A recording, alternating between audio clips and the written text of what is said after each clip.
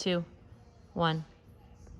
All right, guys, so with these time under tension deadlifts, what we're doing is creating excessive loading on the body by minimizing the amount of weight that we're using, because a lot of people don't have a lot of weight at home, and extending the amount of time that we're loading the body. So lighter weight, excessive loading over a longer time period is gonna have the same effect and similar effect as having heavy weights and doing those quick touch and goes. So just so you guys understand a little bit of what's going on with that, it's just a different way of stressing that body out with getting the same results with a lot less weight. And I think you guys will really see it with today's workout.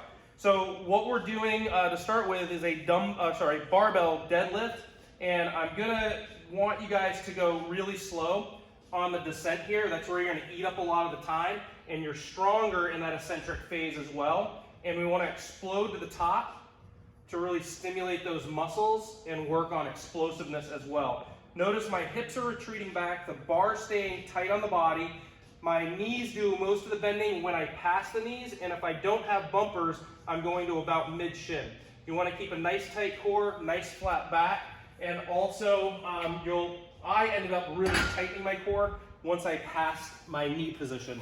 So with the kettlebell, make sure you're picking your implement up with good form as well. You'll get it to the top, and same thing, hips retreat back, my core is nice and tight, back flat, I'm gonna touch the ground, explode back to the top. Really focus on engaging the hamstrings and the glutes, especially on that explosive up portion.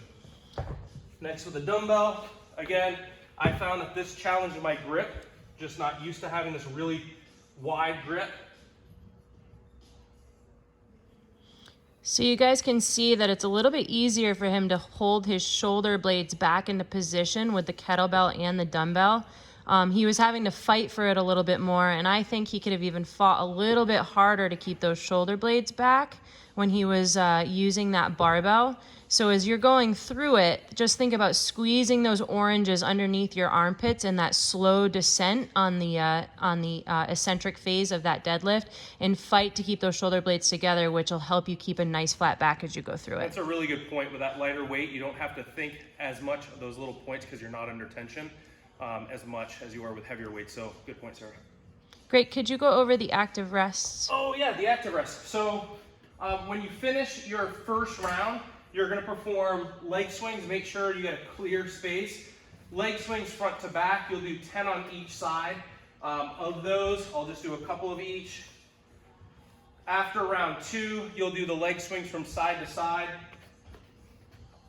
passing through. So we're warming up our adductor and our glutes. Again, you'll do both sides. Big swing, I lack hip mobility. Try to get your leg up nice and high and get it really far across. Use your arms to make it more dynamic. And then you have knee grabs. There'll be 20 of these. Get that knee up a little higher for me and show you how you actually want it done. I can't get them up that high. Okay, there we go. And then your toe taps. Use a surface for those toe taps. Make sure it's not too high. Like the top of that kettlebell would be a little bit too high, but the bell would be great. We saw some people going to a really high surface last week with those toe taps, and it just wasn't ideal. And did you say we're gonna repeat those 4 movements of the active rest? You'll go through those? I did say that in the last video. Great job. Awesome. All right.